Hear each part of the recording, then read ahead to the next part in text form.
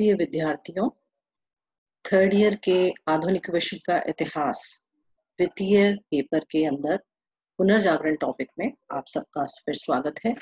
आज हम इसका भाग 2 शुरू करेंगे और देखेंगे कि पुनर्जागरण का क्या प्रभाव यूरोप के ऊपर पड़ा। जैसा कि हम पढ़ चुके हैं कि पुनर्जागरण जो है वो 14वीं से 16वीं शताब्दी के बीच में हुआ था, जिसमें लौकिक प्रवृत्तियों का उदय हुआ और उन्हीं को पुनर्जागरण चेतना का नाम दिया गया, जो सामाजिक, धार्मिक, आर्थिक क्षेत्रों में होने वाला परिवर्तन था और जिसका केंद्रीय तत्व मानवतावाद था। इसमें तर्क, जिज्ञासा की प्रवृत्ति, कला और साहित्य में मानवतावादी भावनाओं की अभिव्यक्ति सम्मिलित थी। इटली के लेखक वैसारी ने सर्वप्रथम 16वीं सदी में सामाजिक, धार्मिक और आर्थिक क्षेत्रों में होने वाले परिवर्तन को पुनर्जागरण शब्द से संबोधित किया था। तो आइए हम पढ़ते हैं पुनर्जागरण के क्या-क्या प्रभाव रहे। सबसे पहला प्रभाव है मानववाद का विकास।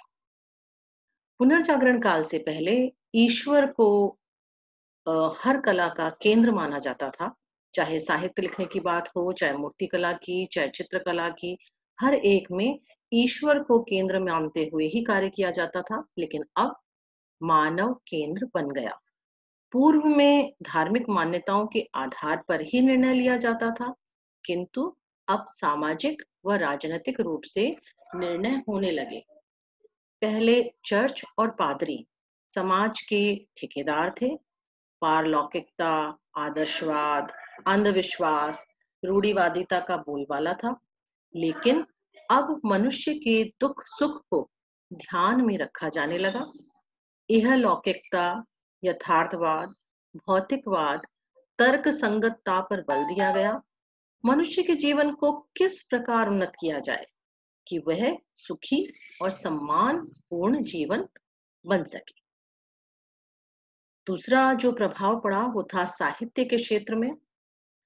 इसके अंदर जो अंतर आया, यानी पुनर्जागरण काल से पहले किस प्रकार का साहित्य था और पुनर्जागरण काल में किस प्रकार का साहित्य बनने लगा, उसको हम देखते हैं कि पहले साहित्य की विषय वस्तु धार्मिक होती थी, पादरी ही लिखते थे और भाषा में यूनानी या लैटिन भाषा ही प्रयुक्त होती थी।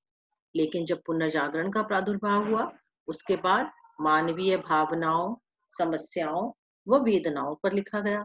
जन सामान्य द्वारा लिखा जाने लगा, प्रादेशिक भाषाओं में लेखन होने लगा और भाषा विज्ञान के अध्ययन का विकास होने लगा। इसके साथ ही साथ आलोचना प्रधान, मानववादी, व्यक्तिवादी और तर्क संगत साहित्य रचा गया। इसके अतिरिक्त जो विधाएं होती हैं साहित्य की, उसमें गद्य साहित्य तथा नाटक इत्यादि भी लिखे जाने लगे। अब विभिन्न देशों में किस प्रकार का साहित्य लिखा गया, इसे हम देखते हैं। सर्वप्रथम इटली में, क्योंकि इटली में ही पुनर्जागरण सबसे पहले हुआ, जिसमें लेखकों का, विचारकों का बहुत ही बड़ा योगदान था। सबसे पहले आते हैं लेखक दांते। इनकी 2 पुस्तकें प्रमुख हैं, जिसमें पहली है डिवाइन कॉमेडी, जिसमें मानव प्रेम, देश प्रेम तथा प्रकृति संबंधी कविताएं लिखी गईं, जिसमें दांते ने कल्पना की है कि किस प्रकार मृत्यु के बाद उनकी जो आत्मा है वो स्वर्ग और नर्क जो है उनकी यात्रा करती है।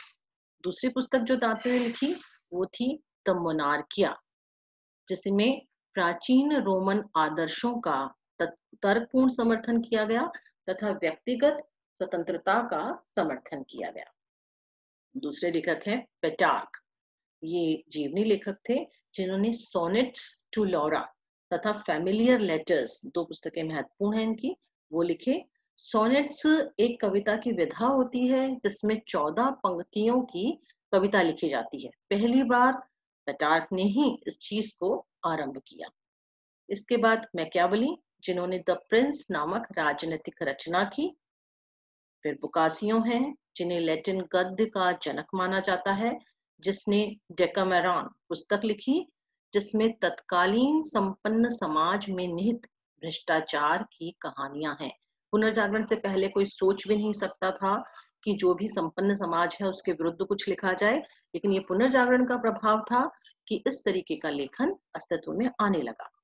अब आते हैं हम फ्रेंच साहित्य पर, जिसमें रेबेलॉस की लिखी हुई 2 रचनाएं मुख्य हैं, जिसमें पेंटेग्रुएल और गरगंतुआ नामक पुस्तक हैं, जिनमें बौद्धिक, नैतिक अनुभव प्राप्त करने की और यथार्थ की प्यास दिखाई देती है। इनकी एक बहुत प्रसिद्ध पंक्ति है जिस पर प्रश्न भी आता है, केवल मनुष्य ही हंस सकता है। इसके बाद दूसरे जो फ्रेंच लेखक हैं वो है मोंताए। ये निबंधकार थे जिन्हें प्रथम आधुनिक व्यक्ति की उपाधि दी जाती है और व्यक्ति के सम्मानपूर्ण जीवन के विचारक थे। इसके बाद इंग्लैंड का साहित्य, दरअसल जो भी आज इंग्लिश लिटरेचर का साहित्य कहा जा सकता है जिसे, उसकी शुरुआत, उसका आरंभ इसी काल से हम मान सकते हैं। तो शेक्सपियर बहुत प्रमुख लेखक हुए जिन्होंने बहुत सारे नाटक लिखे हैं और उनमें से कुछ नाटकों के नाम आपको याद करने होंगे, ताकि क्योंकि उसमें प्रश्न बन सकता है। शेक्सपियर की ट्रेजेडीज पूछी जा सकती हैं, शेक्सपियर की कॉमेडीज पूछी जा सकती हैं आदि। तो उनके जो नाटकों के नाम हैं वो है Hamlet, Othello, Romeo Juliet, Macbeth, Merchant of Venice, इसके अतिरिक्त एज यू लाइक इट आदि कॉमेडी और ट्रेजेडी नाटक उन्होंने लिखे हैं। फिर टॉमस मूर हैं जिन्होंने यूटोपिया नामक रचना लिखी, जिसमें भविष्य के आदर्श समाज का उल्लेख प्राप्त होता है। फिर चौसर हैं जिन्होंने कैंटरबरी टेल्स नामक रचना लिखी, जो बहुत ही प्रसिद्ध रचना है। फिर फ्रांसिस बेकन हैं जिन्हें सर्वश्रेष्ठ निबंधकार माना जाता है और इन्होंने पहली बार वैज्ञानिक पद्धति के लेखन, तर्क आधारित लेखन पर बल दिया। इन्होंने कहा कि लेखन इस तरीके से करना चाहिए कि पहले तथ्यों का संग्रहण करो, फिर उसका विश्लेषण करो और तत्पश्चात आप लेखन करो, जिसे हम दूसरे शब्दों में वस्तुनिष्ठ लेखन भी कह सकते हैं। इसके बाद डच साहित्य के एक लेखक का नाम लेना बहुत आवश्यक है, एरास्मस। इनके ऊपर बहुत बार प्रश्न आते हैं। इनकी रचना का नाम है प्रेज ऑफ फॉली, जिसके 600 से ज्यादा संस्करण निकल चुके हैं और इन्होंने पादरियों के अनैतिक जीवन पर व्यंग्यात्मक शैली में लिखा। देखिए, मध्यकाल में चर्च जो है कितनी महत्वपूर्ण शक्ति थी जिसके विरुद्ध कोई आवाज नहीं उठा सकता था, लेकिन यहाँ हम देख रहे हैं पादरियों के अनैतिक जीवन पर व्यंग्यात्मक शैली में लिखा जा रहा है। इन्हें मानववाद का राजकुमार भी कहा जाता है। फिर स्पेन के साहित्य में एक नाम उल्लेखनीय है, सर्वेंटीज। इन्होंने डॉन क्विक्सॉट नामक रचना लिखी, जिसमें जो मध्यकाल के अयोग्य सामंत उत्तराधिकारी थे उनका बहुत ही मजाक बनाया गया है। इसके बाद हम तीसरे बिंदु पर आते हैं कि स्थापत्य कला पर क्या प्रभाव पड़ा। मध्यकाल में गॉथिक शैली में निर्माण कार्य किया जाता था, जिनमें नुकीले नुकीले मेहराब होते थे, बड़ी सादगी थी, भवन को बहुत लाइट कलर्स में इस तरीके से पेंट किया जाता था। लेकिन पुनर्जागरण में यूनानी और रोमन परंपराओं से प्रभावित होकर क्लासिकल शैली का उपयोग किया गया, जिसकी क्या विशेषताएं थी कि गोल मेहराब, वृत्ताकार मेहराब होने लगे, अलंकृत स्तंभ होने लगे, स्तंभों में सजावट की जाने लगी, विशाल गुंबद, लकड़ी का प्रयोग होने लगा और खिड़कियों के महत्व में वृद्धि हुई। इसके साथ रंगीन कांच लगना, ये सब इसी काल की विशेषताएं हैं। और इस स्थापत्य कला में फ्लोरेंस के मेडिसी परिवार तथा मिलान के स्पोर्जास परिवार ने स्थापत्य को संरक्षण प्रदान किया। इसी तरीके से एक फेमस जो निर्माण कार्य है वो है फ्रांस के लुआर प्रांत में बने सामंतों के निवास, जिनका नाम है शांतो, वो भी प्रसिद्ध है। रोम का सेंट पीटर्स चर्च भी एक प्रसिद्ध इमारत है और जो मुख्य स्थापत्यकार रहे उसमें माइकल एंजेलो, ब्रुनेलेस्ची, अल्बर्टी, पलादियोन आदि मुख्य स्थापत्यकार हैं। फिर आते हैं हम मूर्ति कला पर किस प्रकार का प्रभाव पड़ा। अभी तक जो मूर्तियां बन रही थी यानी मध्यकाल में, उस पर धर्म का प्रभाव था। या तो वो धर्म के लिए बनती थी या फिर सामंत आदि के कहने पर बनती थी। लेकिन अब विषय वस्तु धर्मेतर हो गई, धर्म के अतिरिक्त भी सामान्य लोगों की मूर्तियां आदि ये सब बनने लगी। इसके साथ गौथिक परंपरा के जो भारी वस्त्र परिधान है उनमें गुणात्मक शरीर, मनुष्य के विषादपूर्ण चेहरे को तिलांजलि दे दी गई।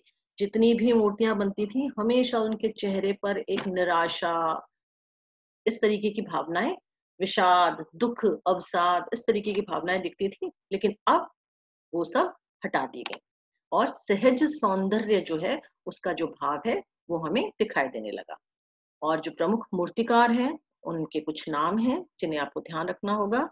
डोनाटेल्लो, जिसे पुनर्जागरण का प्रथम मूर्तिकार कहा जा सकता है। लोरेंजो गिबर्टी, माइकल एंजेलो, इन्होंने लगभग 400 मूर्तियों का शिल्प कार्य किया।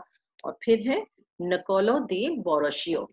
इसके बाद हम पुनर्जागरण के अगले जो भाग है उसमें बाकी की जो प्रभाव पड़े उन पर चर्चा करेंगे।